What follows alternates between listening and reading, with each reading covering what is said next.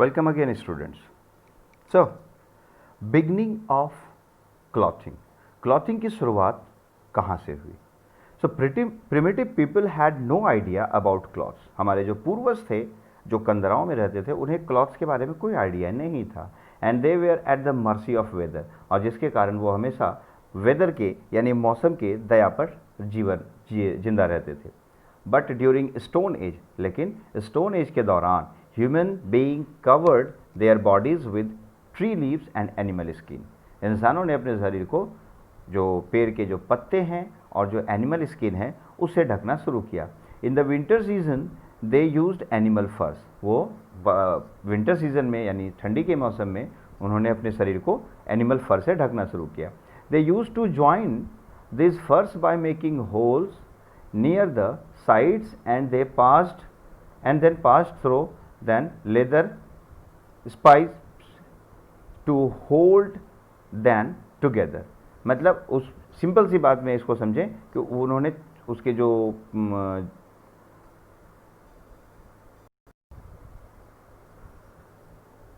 उन्होंने इस फर्श को ज्वाइन किया, उसके जो होल्स होते हैं उसमें और एक साइड में, और उसको पास करके उसके द्वारा एक यानी सिंपली उसको बुनने की प्रोसेस में यानी दोनों तरफ से होल्स को लेदर स्पाइस से होल्ड कर दिया.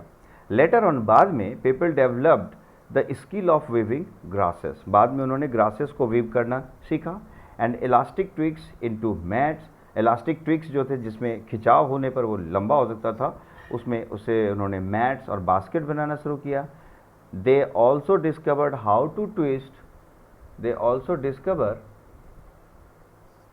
To twist wool. बाद में उन्होंने ये भी सीखा कि कैसे वुल को ट्विस्ट किया जाए.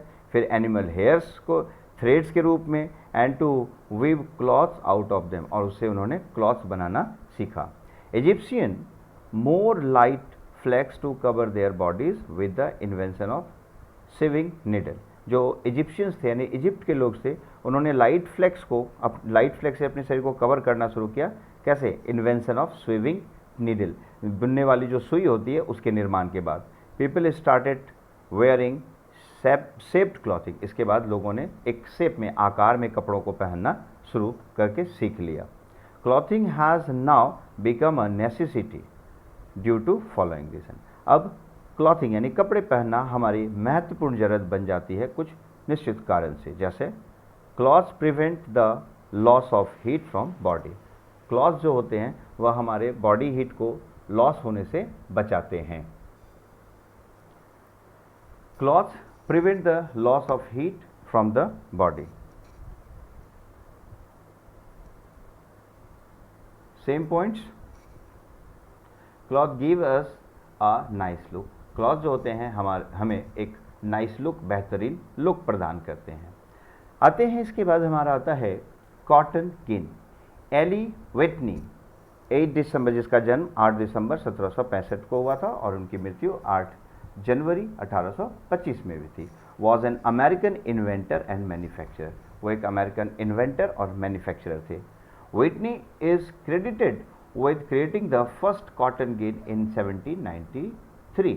उन्हें प्रमुख श्रेय दिया जाता है पहला कॉटन गिन बनाने का, जो उन्होंने बनाया था 1793 में. A mechanical device. ये क्या है? एक मैकेनिकल डिवाइस है which removed the seeds from cotton, a process which until that time had been extremely labour intensive. जो कि सीड से कॉटन को हटाना काफ़ी मेहनत का काम होता है, तो उन्होंने जिस मशीन का इस्तेमाल किया कॉटन गिन का, उससे यह काम बहुत आसान हो गया था. This contributed to the economic development of the southern states of United States, a prime cotton growing area.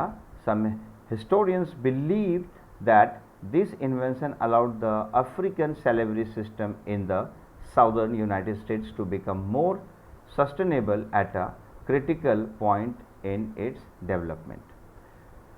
While his ideas were innovative, बावजूद इसके कि उनके आइडियाज़ काफ़ी इनोवेटिव थे और काफ़ी लाभदायक थे, they could be reproduced easily, और इसे काफ़ी आसानी से रिप्रोड्यूस भी किया जा सकता था.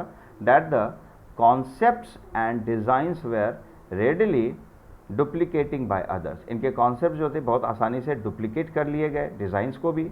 Whitney company that produced cotton gin went out of business in 1797 और इस बिजनेस से वो 1797 में बिल्कुल बाहर हो गए क्योंकि उनकी मशीनों का डुप्लीकेट तैयार कर लिया गया था।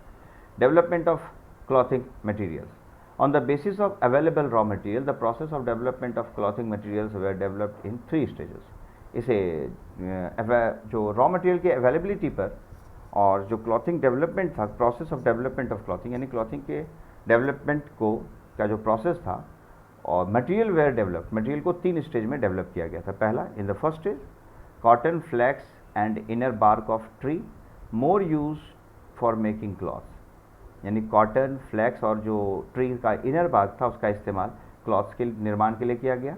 सो only the plant fibre were use, और इसलिए सिर्फ इसमें प्लांट फाइबर का इस्तेमाल किया जाता था।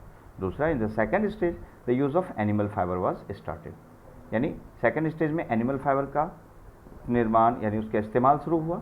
Silk and wool were introduced for manufacturing cloth, जिसके तहत सिल्क और वुल को इंट्रोड्यूस किया गया क्लॉथ्स के मैन्युफैक्चरिंग में।